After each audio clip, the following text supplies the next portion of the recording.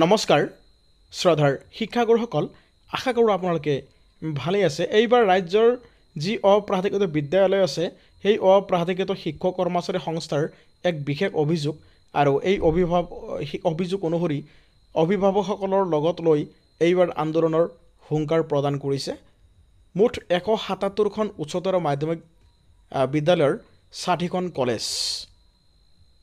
নাৰী শিক্ষা প্ৰসাৰ আৰু বাল্যবিবাহ ৰোধৰ দৰে মহান উদ্দেশ্যৰ ৰাজ্য চৰকাৰে আজিৰে পৰা আৰম্ভ কৰিছে নিযুত মইনা নামেৰে এখন অভিলাষী আঁচনি। কিন্তু এই অভিলাষী আঁচনিখনৰ পৰা 177খন উচ্চতৰ মাধ্যমিক তথা ছিনিয়ৰ ছেকেণ্ডাৰী আৰু প্ৰায় 60খন কলেজসহ অপ্ৰাধিকৃত শিক্ষানুষ্ঠানৰ প্ৰায় 50,000 ছাত্ৰ ছাত্ৰীক বঞ্চিত কৰাৰ গুৰুতৰ অভিযোগ উত্থাপিত কৰিছে সদৌ অসম অপ্ৰাধিকৃত শিক্ষক কৰ্মচাৰী সংস্থাই। এক প্ৰেছ বিজ্ঞপ্তিত সংস্থাৰ সভাপতি হৰমোহন বৰাই এই গুৰুতৰ অভিযোগ উত্থাপন কৰি কয় যে অপ্ৰাধিকৃত শিক্ষানুষ্ঠানসমূহক বৰ্তমানলৈ এই আঁচনিৰ অন্তৰ্ভুক্ত কৰা নাই। এয়া ছাত্ৰ ছাত্ৰীসকলৰ কাৰণে এক মৌলিক অধিকাৰ।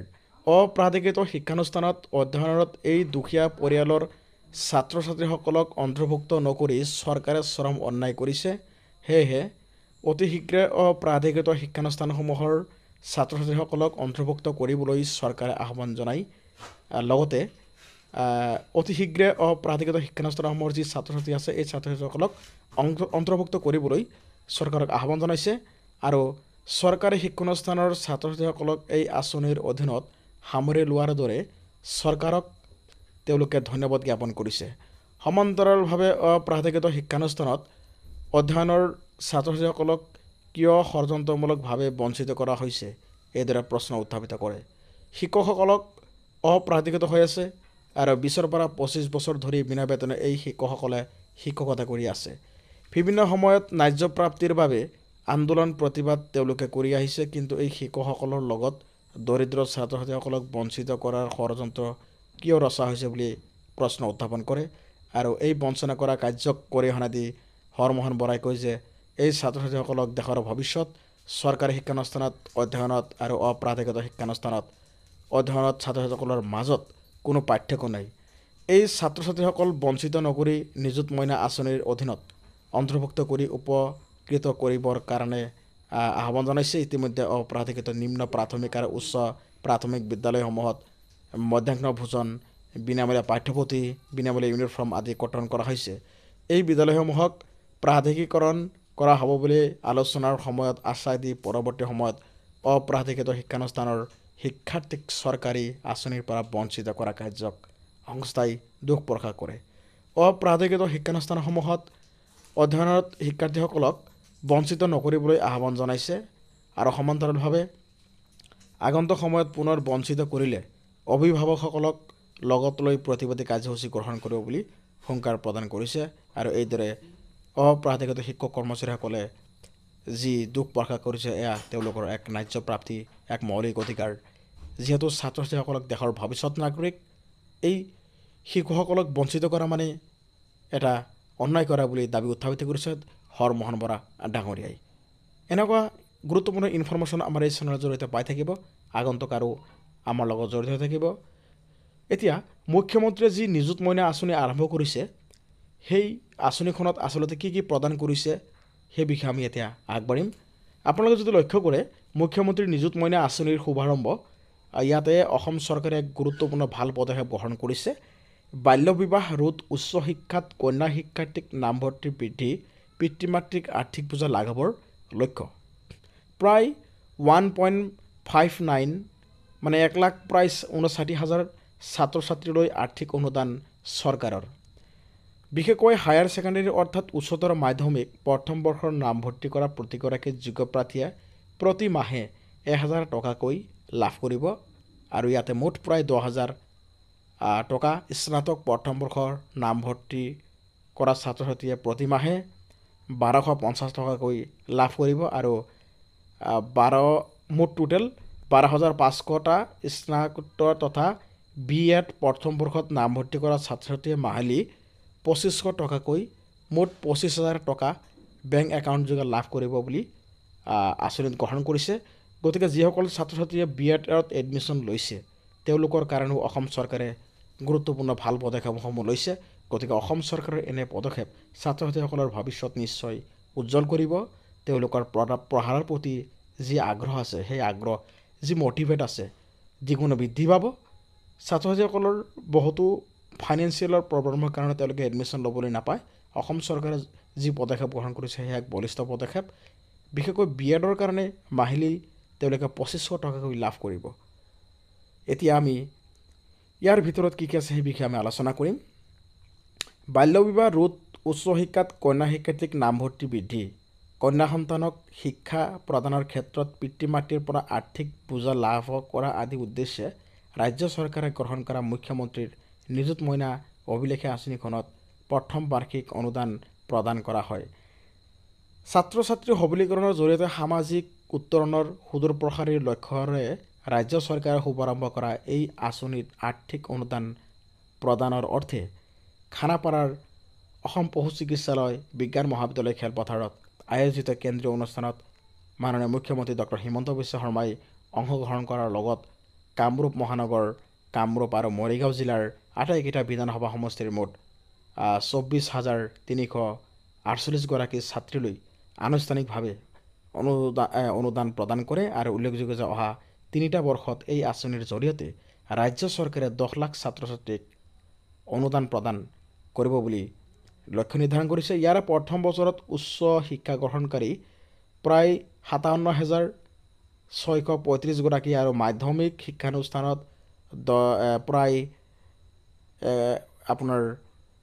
10,14,58 গৰাকী আপোনালোকে চাই ল'ব সংখ্যাটো। আৰু মুঠ ইয়াতে আছে 15,993 গৰাকী ছাত্ৰ ছাত্ৰী এই আঁচনিৰ দ্বাৰা সামৰি লোৱা হ'ব।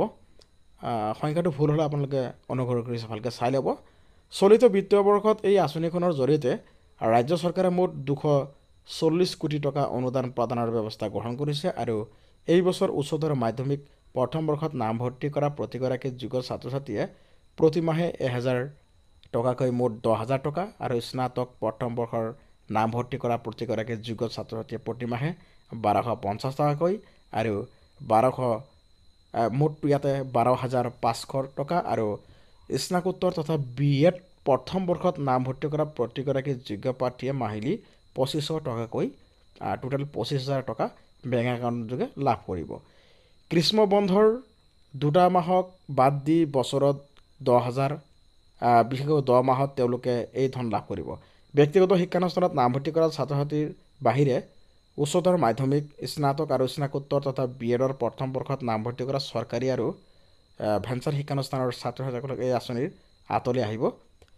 যোগ্য ছাত্ৰ ছাত্ৰীসকলক চেক বিতৰণৰ বাবে ৰাজ্যজুৰি নিৰ্বাচিত স্থানত বিধানসভা সমষ্টিৰ ভিত্তিত শিক্ষানুষ্ঠান আয়োজন কৰা হয় আৰু এই অনুষ্ঠানৰ মন্ত্ৰী, বিধায়ক আদি উপস্থিত থাকে। এই উপলক্ষে প্ৰদান কৰা ভাষণত দিনটোত অসমৰ নাৰী শিক্ষাৰ ক্ষেত্ৰত এক ঐতিহাসিক দিন বুলি অভিহিত কৰি মুখ্যমন্ত্ৰী ডক্টৰ হিমন্ত শৰ্মাই কয় যে বিগত বাজেটত উচ্চ শিক্ষা গ্ৰহণত সহায়ক হোৱাকৈ পৰ্যায়ক্ৰমে 10 লাখ ছাত্ৰ ছাত্ৰীক আৰ্থিক অনুদান প্ৰদানৰ কথা উল্লেখ কৰিছে। উচ্চতৰ মাধ্যমিক বিদ্যালয়ত, মহাবিদ্যালয়ত অথবা বিশ্ববিদ্যালয়ত নামভৰ্তি কৰা ছাত্ৰ ছাত্ৰীসকলৰ প্ৰায় 30% অন্তিম বৰ্ষলৈ শিক্ষা গ্ৰহণ সম্পূৰ্ণ নকৰে, অৰ্থাৎ তেওঁলোকে আধাতে এৰি দিয়ে। পৰিয়ালৰ আৰ্থিক অৱস্থা ইয়াৰ এটা ডাঙৰ কাৰণ বুলি মন্তব্য কৰি মুখ্যমন্ত্ৰী ডক্টৰ শৰ্মাই কয় যে আৰ্থিক অৱস্থাৰ উপৰি বহু ছাত্ৰ ছাত্ৰীয়ে বৈবাহিক জীৱনত আবদ্ধ হোৱাৰ বাবেও শিক্ষা সমাপ্ত কৰিব নোৱাৰে। ছাত্ৰীসকলে যাতে শিক্ষানুষ্ঠানত নামভৰ্তি কৰাৰ পিছত শিক্ষা সমাপ্ত কৰাৰ বাবে উত্তীৰ্ণ হয় আৰু লগতে কমেও স্নাতক ডিগ্ৰী অৰ্জন নকৰাকৈ ছাত্ৰ ছাত্ৰীসকলে বিবাহপাশত যাতে আবদ্ধ নহয় তাৰ বাবে ব্যৱস্থা গ্ৰহণ কৰে ৰাজ্য চৰকাৰে। মুখ্যমন্ত্ৰী ডক্টৰ শৰ্মাই আৰু কয় যে বহু সময়ত পৰিয়ালৰ আৰ্থিক অৱস্থা টনকিয়াল নোহোৱাৰ বাবে পিতৃ মাতৃয়ে কন্যা সন্তানক সোনকালে বিবাহপাশত আবদ্ধ কৰোৱাৰ বাবে বাধ্য কৰিবলৈ তেওঁলোকে মান্তি হৈ পৰে আৰু ছাত্ৰীগৰাকীয়ে পিতৃ মাতৃৰ সহায় কৰাৰ উদ্দেশ্যে কৰ্মসংস্থাপনত জড়িত হৈ পৰে। এনে নানান ধৰণৰ কাৰণত ছাত্ৰ ছাত্ৰীসকলে আধাতে শিক্ষানুষ্ঠান জীৱন সামৰাৰ পৰিৱেশ সলনি কৰাৰ উদ্দেশ্যে ৰাজ্য চৰকাৰে বিভিন্ন চিন্তা চৰ্চাৰ আধাৰত প্ৰথম অৱস্থাত শিক্ষানুষ্ঠানত নামভৰ্তি বিনামূলীয়া কৰিছিল আৰু দেশৰ কোনো ৰাজ্যৰ চৰকাৰে এই শিক্ষানুষ্ঠানত বিনামূলীয়া নামভৰ্তিৰ ব্যৱস্থা নাই বুলি উল্লেখ কৰি মুখ্যমন্ত্ৰী ডক্টৰ শৰ্মাই কয় যে বহুসংখ্যক ৰাজ্যত মহাবিদ্যালয়ত নামভৰ্তিৰ বাবে 25,000 টকাৰ পৰা 5,000ৰ পৰা 25,000 টকা পৰ্যন্ত মাচুল আদায় লোৱা হয়। ইয়াৰ বিপৰীতে অসমত বছৰি 2 লাখ টকাতকৈ কম উপাৰ্জন পৰিয়ালৰ শিক্ষাৰ্থীক মহাবিদ্যালয়ত আৰু বিশ্ববিদ্যালয় পৰ্যায়ত বিনামূলীয়া নামভৰ্তিৰ ব্যৱস্থা 2018 চনৰ পৰাই চলি আছে। এই ব্যৱস্থাটোৰ জৰিয়তে ৰাজ্যখনৰ লাখ লাখ শিক্ষাৰ্থীক উপনীত কৰিবলৈ সক্ষম হৈছে আৰু শিক্ষানুষ্ঠানত নামভৰ্তিৰ সংখ্যাও বৃদ্ধি পাইছে। বহু পৰিয়ালে নিজৰ সন্তানৰ শিক্ষানুষ্ঠানলৈ অহা যোৱা খৰচ, দুপৰীয়া সময়ত প্ৰয়োজনীয় খোৱাৰ খৰচ, হোষ্টেলৰ মেছ ডিউছ আদি বহন কৰিবলৈ অসমৰ্থ হয়। এনেবোৰ কাৰণৰ বাবে ৰাজ্য চৰকাৰে শিক্ষাৰ্থী সমাজ উপকৃত হোৱাকৈ বিনামূলীয়া চাইকেল প্ৰদানকে ধৰি বিভিন্ন আঁচনি গ্ৰহণ কৰিছে। ৰাজ্য চৰকাৰে এনে আঁচনি গ্ৰহণৰ দ্বাৰাই হিতাধিকাৰী সৃষ্টিৰ লগতে ৰাজহুৱা ধনৰ অপব্যৱহাৰৰ কৰে বুলি কংগ্ৰেছে ধৰি একাংশই সমালোচনা কৰে। কিন্তু প্ৰকৃতাৰ্থত বৰ্তমান ৰাজ্য চৰকাৰে যিমান আঁচনি ৰূপায়ণ কৰিছে, এই সকলোবোৰ আঁচনি দুখীয়া, দৰিদ্ৰ আৰু মধ্যবিত্ত পৰিয়ালৰ কষ্ট আৰু সমস্যা অনুধাৱন কৰিহে ৰূপায়ণ কৰিছে। প্ৰসংগক্ৰমে মুখ্যমন্ত্ৰী ডক্টৰ শৰ্মাই আৰু কয় যে নিজৰ লগতে সহপাঠী বন্ধুবৰ্গই শিক্ষাৰ্থীৰ জীৱনৰ লাভ কৰা আৰ্থিক সমস্যাৰ কথা উল্লেখ কৰি সেই চিত্ৰ আজিও হৃদয়ত সজীৱ হৈ আছে বুলি তেওঁ কয়। মুখ্যমন্ত্ৰী ডক্টৰ শৰ্মাই আৰু কয় যে ৰাজ্য চৰকাৰে নৱম শ্ৰেণীৰ অধ্যয়নত শিক্ষাৰ্থীসকলক চাইকেল প্ৰদান, একাদশ শ্ৰেণীৰ পৰা স্নাতকোত্তৰ শ্ৰেণী পৰ্যায়লৈ বিনামূলীয়া নামভৰ্তি, নৱম আৰু দশম শ্ৰেণীৰ শিক্ষাৰ্থীৰ বাবে বিনামূলীয়া পাঠ্যপুথি, উচ্চতৰ মাধ্যমিক চূড়ান্ত পৰীক্ষাত উন্নত ফলাফল প্ৰদান কৰা শিক্ষাৰ্থীসকলক স্কুটি প্ৰদান আদিকে ধৰি এই আঁচনিসমূহ গ্ৰহণ কৰিছে।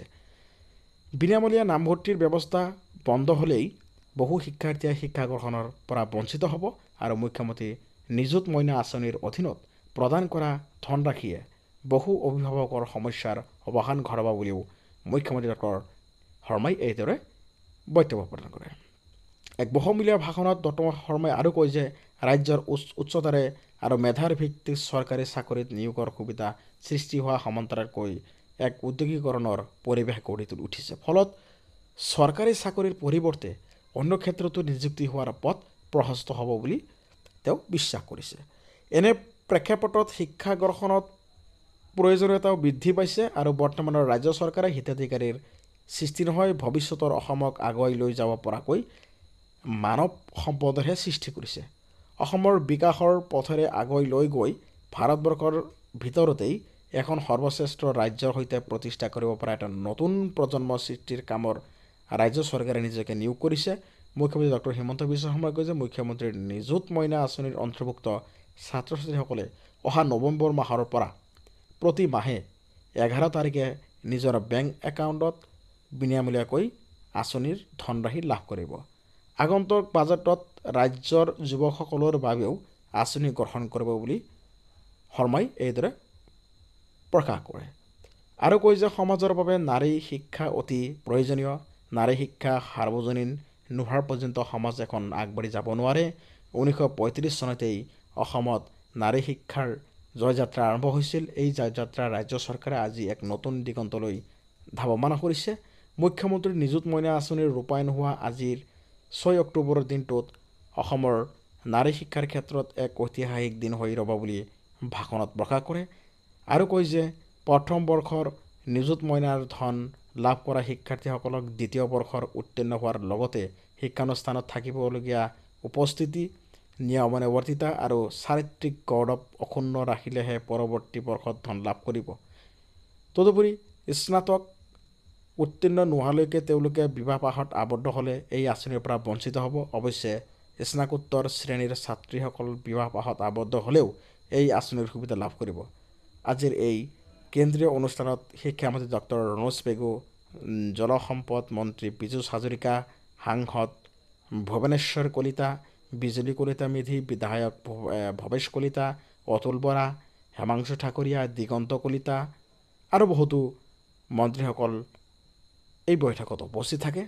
গতিকে এইদৰে মাননীয় মুখ্যমন্ত্ৰীগৰাকীয়ে অসমৰ ক্ষেত্ৰত যি পদক্ষেপ গ্ৰহণ কৰিছে, যি আৰ্থিক অনুদানৰ কথা ঘোষণা কৰিছে এই মইনা আঁচনিৰ জৰিয়তে, গতিকে অসম চৰকাৰে এই শিক্ষকসকলৰ চৰকাৰী যি বিদ্যালয়ত বা বেচৰকাৰী বিদ্যালয়ত যি ছাত্ৰ ছাত্ৰীসকল কৰ্মৰত হৈ আছে তেওঁলোকৰ অধ্যয়নত ব্যস্ত হৈ আছে তেওঁলোকৰ নিশ্চয় অধ্যয়নৰ প্ৰতি এটেনশ্যন বাঢ়িব, তেওঁলোকে মটিভেটেড হ'ব। এই এক ভাল পদক্ষেপ। নিশ্চয় অসম চৰকাৰে যি পদক্ষেপ গ্ৰহণ কৰিছে সেয়ে আমি মানিব লাগিব। এটা খুব ভাল পদক্ষেপ লৈছে, ষ্ট্ৰং পলিচি, আৰু মানৱ সম্পদ এনেকৈ বিকাশ হ'ব বুলি আমি নিশ্চয় ইয়াৰ পৰা অনুমান কৰিব পাৰোঁ। কিন্তু ইয়াৰ মাজতে এটা প্ৰশ্ন হৈছে, এই নিযুত মইনা আঁচনিৰ জৰিয়তে অপ্ৰাধিকৃত শিক্ষক কৰ্মচাৰী যিটো অপ্ৰাধিকৃত শিক্ষক কৰ্মচাৰী সংস্থা আছে, এই সংস্থাৰ সভাপতি হৰমোহন বৰা ডাঙৰীয়াই এক বিস্ফোৰক মন্তব্য প্ৰদান কৰিছে যে এই আঁচনিৰ তেওঁলোককো বিশেষকৈ যি ভেঞ্চাৰ স্কুল আছে, অৰ্থাৎ নন প্ৰভিঞ্চিয়েলাইজড বিদ্যালয় আছে, এই নন প্ৰভিঞ্চিয়েলাইজড বিদ্যালয়ৰ ছাত্ৰ ছাত্ৰীসকলেও যাতেও এই আঁচনিৰ অন্তৰ্ভুক্ত হয় তাৰ কাৰণে কাকতি মিনতি ৰিকুৱেষ্ট কৰিছে। হৰমোহন বৰা ডাঙৰীয়াৰ এই ৰিকুৱেষ্ট অতি সোনকালেই অসম চৰকাৰে যদি গ্ৰহণ কৰে নিশ্চয় হাজাৰ হাজাৰ ছাত্ৰ ছাত্ৰীসকলৰ জীৱনলৈ আৰু সুখবৰ নামি আহিব। কিয়নো ভেঞ্চাৰ স্কুলৰ বিষয়ে অসমৰ ৰাইজে যি বিদ্যালয়সমূহ অনুষ্ঠানসমূহ পাতিছে এইবোৰ ভিতৰুৱা অঞ্চলত বেছিভাগ দুখীয়াৰ দৰিদ্ৰ পৰিয়ালৰ পৰাই এই ছাত্ৰ ছাত্ৰীসকল অধ্যয়ন কৰিবলৈ আহে। গতিকে এই আঁচনি ভেঞ্চাৰ স্কুলৰ শিক্ষানুষ্ঠানৰ ক্ষেত্ৰতো যাতে প্ৰযোজ্য হয় তাৰ কাৰণে আমি নিশ্চয় আশাবাদী। অতি কম সময়ৰ ভিতৰত যাতে এই ছাত্ৰ ছাত্ৰীসকলো ইয়াৰ অন্তৰ্ভুক্ত হৈ পৰে তাৰ কাৰণে আমি আশাবাদী। শ্ৰদ্ধাৰ শিক্ষাগুৰুসকল আৰু মৰমৰ ছাত্ৰ ছাত্ৰীসকল, আমাৰ এই চেনেলৰ জৰিয়তে এনেকুৱা গুৰুত্বপূৰ্ণ ইনফৰমেশ্যনসমূহ আপডেটসমূহ আপোনালোকে পাই থাকিব। আশা কৰোঁ আমাৰ চেনেলটো ছাবস্ক্ৰাইব কৰি ল'ব। ধন্যবাদ।